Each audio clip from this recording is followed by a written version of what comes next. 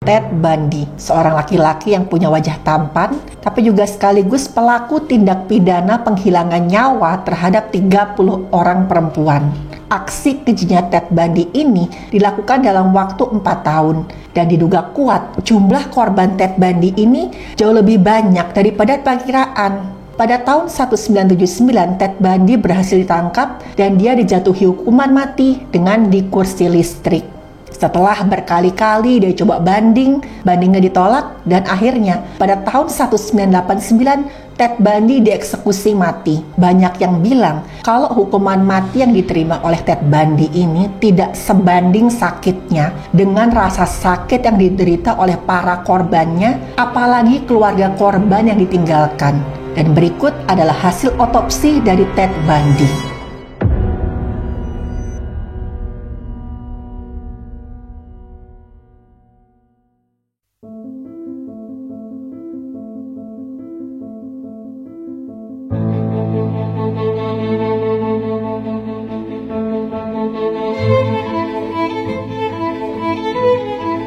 Halo, saya Dr. Stefani. Saya seorang dokter spesialis forensik dan saya belajar dari yang mati. Pertama-tama saya akan bahas sedikit tentang latar belakang Ted Bundy. Ted Bundy ini lahir pada tanggal 24 November tahun 1946 di rumah sakit khusus ibu-ibu dengan kehamilan yang tidak diinginkan. Jadi ibu-ibu yang entah hamil di luar nikah atau yang mengalami kehamilan terus dia sudah punya banyak anak, mereka ini sering datang ke rumah sakit ini.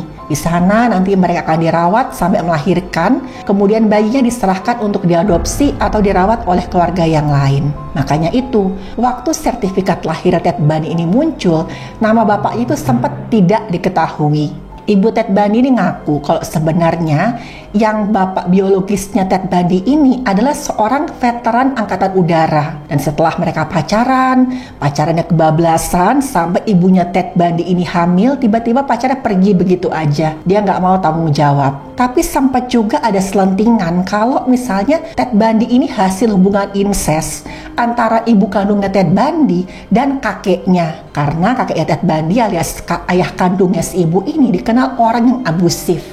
Tapi berita ini sampai sekarang ya belum ditemukan kebenarannya. Ada yang coba tes DNA Ted Bundy waktu itu dan katanya sih nggak terbuktikan dari DNA, nggak ada yang mengarah kalau Ted Bundy ini adalah hasil hubungan inses. Sejak lahir, begitu ibunya ini telah melahirkan Ted Bundy, Ted ini diakuin sebagai adik dari ibunya. Jadi diangkat anak oleh kakek sama neneknya. Mereka tinggal di situ dan selama ini si Ted ini taunya dia punya satu kakak perempuan. Sampai suatu hari Ted ini tahu kalau dia tuh bukan anak kandung dari orang tua yang selama ini dia panggil papa sama mama. Dan waktu dia tahu ini katanya kejadian itu sangat-sangat tragis. Ada yang bilang waktu Ted Bundy ini lagi berantem sama sepupunya, tiba-tiba sepupunya bilang, "Alah kamu gak usah belagu, kamu tuh cuma anak haram tau gak? Kamu itu kan sebenarnya anak dari kakak perempuan kamu itu." Terus Ted Bundy cari sertifikat lahirnya dan dia ketemu di situ. Dia lihat memang nama ibunya adalah nama kakak kandungnya. Masa kecil Ted Bundy ini bisa dikatakan sangat tragis selama 3 tahun pertama. Karena seperti yang saya bilang tadi di awal, kakeknya Ted Bundy ini orang yang sangat-sangat pemarah, dia juga abusif dan sering banget melakukan penyiksaan baik fisik maupun ya mental juga. Dan targetnya itu banyak sekali dan gak pandang bulu. Mulai dari karyawannya, terus juga kakaknya Ted Bundy tadi yang ternyata ibu biologisnya, sampai ya karyawan-karyawan itu nggak tahan sama kakeknya Ted Bundy ini.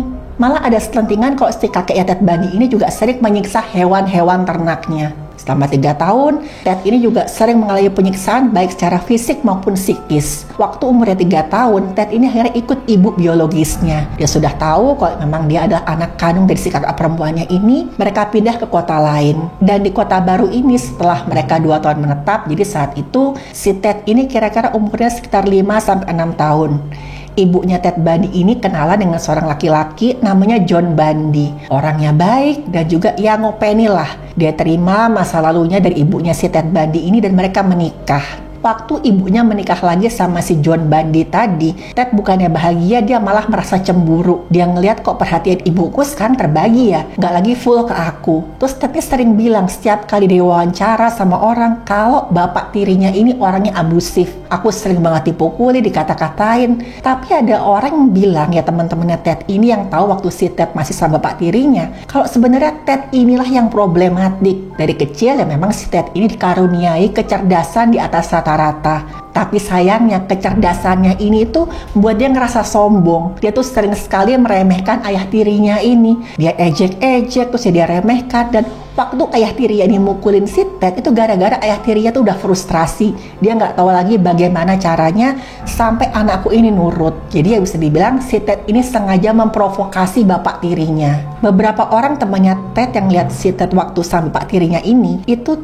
ya mereka sering bilang kalau Ted ini menunjukkan kelainan perilaku seksual sejak kecil. Katanya waktu Ted masih usia sekolah, dia sering banget tuh ngelihat koleksi pornografi punya kakeknya. Terus malah pernah ya ada teman satu sekolahnya itu yang mergokin si Ted sedang bermasturbasi itu di loker ganti baju anak laki-laki. Waktu si Ted ketahuan masturbasi di sekolah, sama temannya disiramin pakai air. Ini juga yang membuat si Ted ini mulai dendam. Nggak cuman itu, beberapa teman perempuan itu ngeluh kalau pada saat mereka ganti baju, mereka lagi ya di kamar mandi, Ted ini sering banget ngintipin mereka. Tapi yang lumayan mengagetkan katanya tuh Ted waktu masih kecil itu sering banget yang namanya nyiksa binatang. Nyiksanya itu ya mulai dari binatang-binatang kecil kayak tikus, kucing dan segala macam. Dan permainan favoritnya Ted waktu masih kecil adalah dia bermain menjadi seorang tuhan atau dewa. Si Ted ini ya dengan uang sakunya dia pergi ke toko pet shop, toko binatang, dia beli sejumlah tikus, terus nanti dia jajarin tuh tikus-tikusnya. Nah,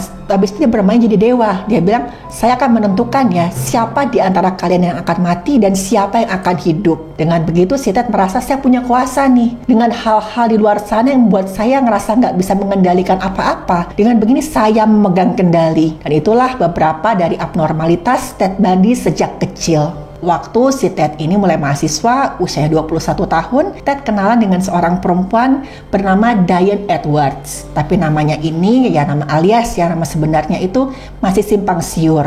Nah katanya Diane Edwards ini pertama kali perempuan yang membuat si Ted ini merasa normal. Setiap kali si Ted ini diwawancara, diminta cerita tentang si Diane ini, katanya tuh matanya berbinar-binar, tatapannya yang kata tatapan psikopat tuh berubah, kelihatan hampir normal. Ted selalu bilang, Diane itu satu-satunya perempuan yang saya cintai di dunia ini. Gak ada yang lain. Dan waktu disuruh untuk menjelaskan Diane itu seperti apa, Ted selalu ingat dengan detail. Diane tuh cantik, dia tuh rambutnya tuh panjang, kecoklatan, selalu belah tengah. Dan Diane ini selalu paling cantik kalau dia pakai jeans sama baju warna putih. Dan ternyata ciri-ciri Diane ini adalah ciri-ciri perempuan yang menjadi target pembunuhan Ted Bundy.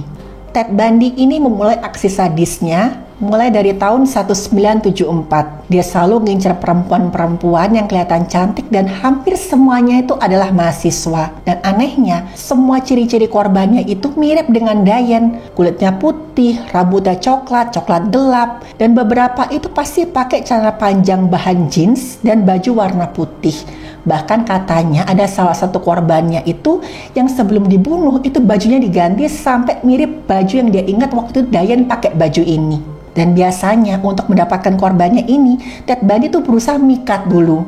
Dia datengin, dia ajak ngobrol, dan dengan kecerdasannya kan Ted tahu bagaimana cara memikat seorang perempuan. Apalagi nih, Ted Bundy itu juga dikaruniai dengan wajah yang tampan. Dan sifat manipulatifnya itu dia rayulah korbannya, dia ajak pergi ke sana ke sini, dia puji-puji. Dan ketika mereka berhasil masuk perangkap Ted Bundy, semuanya udah terlambat. Ketika Ted Bundy ini mau mengeksekusi korbannya, dia tuh selalu melakukan kekerasan fisik, kekerasan mental, dan kekerasan seksual. Dari beberapa korban yang masih bisa diidentifikasi dan diotopsi, pasti ada tanda-tanda kekerasan fisik dan kekerasan seksual. Dan beberapa korban yang berhasil selamat pasti bilang, sebelumnya itu kita itu kayak dipermainkan. Kayak kita tuh antara hidup, antara mau mati. Pokoknya dipermainkan lah kita. Dan itu menimbulkan trauma yang sangat berat bagi korban-korban Ted Bundy yang bisa selamat. Dan penjelasan detail tentang aksi kejamnya Ted Bundy ini telah dibahas di beberapa film dokumenter. Dan waktu diotopsi itu juga ketahuan kalau sebenarnya luka-luka yang di badan korbannya itu umurnya beda-beda. Ini menunjukkan korbannya disiksa dalam jangka waktu yang lama. Dan waktu ya Ted berhasil ditangkap, terus rumahnya digeledah, beberapa potongan anggota tubuh korbannya itu disimpan untuk kenang-kenangan. Memang segitu kejamnya seorang Ted Bundy. Singkat cerita, pada tahun 1976 Ted Bundy berhasil ditangkap. Tapi beberapa kali dia itu berhasil meloloskan diri. Entah waktu itu dia tuh lagi ditahan atau dia lagi mau dipindahkan dari satu rumah tahanan ke tahanan lain. Ada aja akalnya sampai dia bisa lolos. Ya bisa dikatakan Ted Bundy ini kayak belut ya, licin banget. Dan puncaknya tahun 1978 akhirnya dia berhasil ditangkap dan diadili. Dia terbukti melakukan banyak sekali kejahatan yang sangat sadis sampai di luar nalar terhadap 30 orang perempuan. Ted Bundy akhirnya dijatuhi hukuman mati dengan cara kursi listrik pada tahun 1979. Tapi dia nggak mau menyerah begitu saja. Dia coba banding sana, banding sini, dia cari simpati. Tapi akhirnya 10 tahun kemudian dia dieksekusi. Dan suasana eksekusinya itu bisa dikatakan kayak pesta. Jadi di tempat ini misalkan Ted Bundy dieksekusi, di seberangnya itu ada lapangan. Dan di situ banyak sekali orang, mereka semua berpesta, mereka nyanyi-nyanyi, mereka nyalakan musik, mereka makan-makan, minum-minum, mereka merayakan akhirnya Ted Bundy ini si penjahat sadis yang sudah sama sekali bukan manusia ini akhirnya dieksekusi. Mereka rame-rame teriak-teriak burn Bundy burn. Artinya terbakar kau Bundy, terbakar. Dan inilah hasil otopsi Ted Bundy setelah dia dihukum di kursi listrik.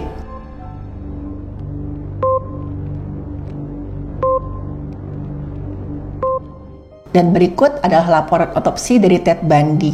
Waktu diperiksa, jenazah Ted Bundy ini masih pakai celana panjang biru dongker dan kemeja biru muda. Cocok dengan baju yang digunakan waktu dia dieksekusi di kursi listrik. Ada luka bakar, itu mengelilingi bagian kepala. Luka bakarnya cukup parah, ada pengelupasan kulit, warnanya kuning kecoklatan sampai hangus, dan tepinya itu kemerahan. Selain itu, ada juga luka bakar di bagian tubuh lain, antara lain di mulut, dagu sampai rahang, dan juga di kedua pergelangan kaki. Ada juga luka bakar di bagian belakang kaki, kanan sisi belakang. Nah, waktu diotopsi, ya nggak ada terlalu banyak keanehan di organ dalamnya, hanya ditemukan adanya pembengkakan pada otak besar. Nah, sebenarnya apa sih yang terjadi waktu Ted Bundy ini dihukum mati? Jadi metode penghukuman kursi listrik itu caranya korban alias si tahanan ini didudukan di kursi yang terbuat dari kayu. Kursinya kursi khusus. Nah, setelah didudukan, nanti kedua tangan sama kaki akan diikat dengan semacam sabuk kulit supaya dia nggak bisa lari. Setelah itu di bagian kepala akan dipasang penghantar. Bentuknya itu kira-kira kayak topi yang dari logam. Nah, nanti listriknya dari atas sini. Dan di bagian kaki juga ada penghantar dari logam, itu kayak borgol di kaki juga. Itu nanti listriknya dialirkan dari situ. Dan sebelum dilakukan eksekusi, biasanya akan dibasahi dulu dengan air di bagian kepala, di bagian kaki. Nah, biasanya airnya itu kasih air garam, supaya nanti listriknya itu terhantar dengan cepat. Pada saat listriknya dialirkan, itu ada 2 kali. Yang pertama itu, ya voltasenya tinggi, antara 2000 sampai 2500 volt, itu untuk yang membuat jaringan itu rusak-rusak dulu, biar nggak sadar dulu, biar otaknya itu nanti rusak, korbannya nggak sadar. Dan sentakan kedua itu yang lebih ringan, sedikit lebih ringan ya. Itu tujuannya itu untuk menyebabkan kerusakan pada organ dalam yang lain. Nah, jadi begitu energi listrik itu masuk ke dalam tubuhnya korban, pasti otomatis akan berubah jadi energi panas. Nah, ini nanti juga akan membuat detak jantung itu berhenti, tapi prosesnya nggak instan. Nah, pada beberapa kasus itu ada ya terdakwa yang sedang dieksekusi di kursi listrik itu nggak langsung meninggal. Selama sekian belas menit itu mereka teriak-teriak kesakitan. Yang sempat memberi kesaksian tuh bilang kok rasa sakitnya itu luar biasa deh, nggak bisa dibayangkan. Rasanya tuh kayak dibakar, tapi dari bagian dalam tubuh keluar. Terus ada juga yang bilang tuh rasanya tuh kayak ditusuk-tusuk di seluruh badan. Nah, inilah yang buat orang mikir kalau memang ini sebenarnya hukuman yang setimpal buat penjahat sesadis Ted Bundy. Tapi ada juga yang bilang kalau sakit yang dialami oleh Ted Bundy ini sama sekali nggak sebanding dengan rasa sakit, takut, trauma yang dialami oleh korban-korbannya, apalagi keluarga yang ditinggalkan.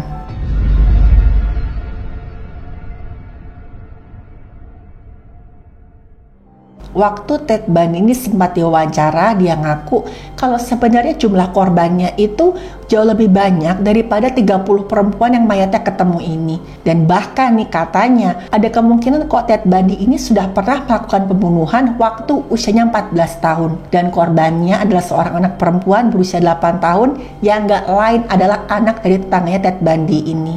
Jadi ada seorang ibu-ibu tetangga Ted Bundy ini, dia punya seorang anak perempuan usianya 8 tahun. Suatu pagi, si ibu ini tuh mau bangunin anaknya yang lagi tidur. Waktu dia buka pintu kamar anaknya udah nggak ada di situ. Dengan panik dia cari anaknya ke seluruh penjuru rumah, tapi nggak ketemu. Dan waktu dia lihat di ruang tamunya, jendela itu udah kebuka. Dan ada kursi taman tuh diseret sampai ke deket jendela. Dan di kursi taman itu ada jejak sepatu yang sesuai dengan jejak sepatu laki-laki yang kok dilihat dari ukurannya itu kira-kira anak remaja. Dan saat itu memang si korban ini, si anak kecil ini kenal baik dengan Ted Bundy karena waktu Ted Bundy usia 14 tahun dia kerja sebagai loper koran. Dan anak ini ya namanya masih anak kecil ya, itu sering banget bantuin si Ted Bundy untuk ngambilin koran. Dan waktu denger si Ted Bundy ini ditangkap atas tuduhan pembunuhan yang sekian banyak korbannya ini, si ibu ini bilang jangan-jangan anakku waktu itu salah satu korbannya Ted Bundy juga. Dan si ibu ini kemudian menulis surat ke Ted Bundy yang isinya, saya minta kamu jujur.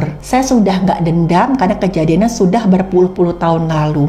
Saya cuma pengen kalau misalkan kamu yang membunuh anak saya, kasih tahu di mana kamu membuang mayatnya. Karena sebagai ibu, saya sudah pasrah dan saya cuma ingin bisa memakamkan anak saya dengan layak. Tapi sampai saat ini, Ted Bundy itu sama sekali nggak ngaku kalau dia yang sudah membunuh anak dari si ibu itu. Pernah sekali Ted Bundy itu ngomong dengan tanpa rasa bersalah, saking banyaknya korban yang saya bunuh, saya sampai nggak ingat ada berapa sih, saya buang di mana aja. Terus kalau saya nggak salah ingat nih, tahun 1971 waktu saya liburan, saya tuh pernah membunuh 2 orang perempuan. Itulah, Ted Bundy sama sekali nggak ngeliat korban itu sebagai manusia.